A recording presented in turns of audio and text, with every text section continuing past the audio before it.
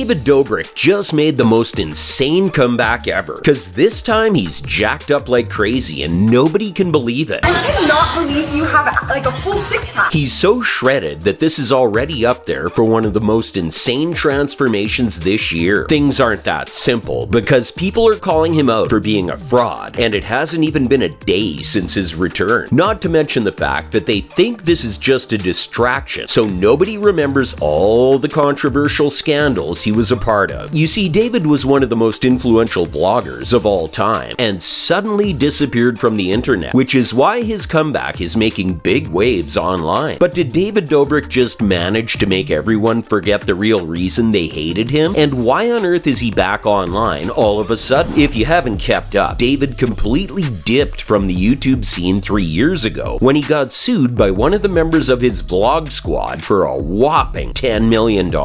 Because apparently David nearly killed and even blinded Jeff, then refused to pay for his medical bills, which left him struggling, forcing Jeff to call David a scumbag publicly. And that's just the start of his downward spiral, as another member of the vlog squad named Dom allegedly harassed a woman in one of the vlogs, which was the final nail in the coffin, which practically killed off his vlog squad and ended his YouTube career after he was forced to issue a public apology. I want to apologize to her and her friends for ever putting them in an environment that I enabled that made them feel like their safety and values were compromised. The worst part is that all of his YouTube channels were demonetized and he ended up losing all of his sponsorships. But that didn't stop David from hustling and grinding out, because in the last few years he went from looking like this, it's worse than I thought. Yeah, I've let myself go, to looking like a shredded beast with a perfectly defined six-pack. Better than what a lot of people could achieve even if they spend years in the gym. But this is why a lot of fans think David used steroids and peds to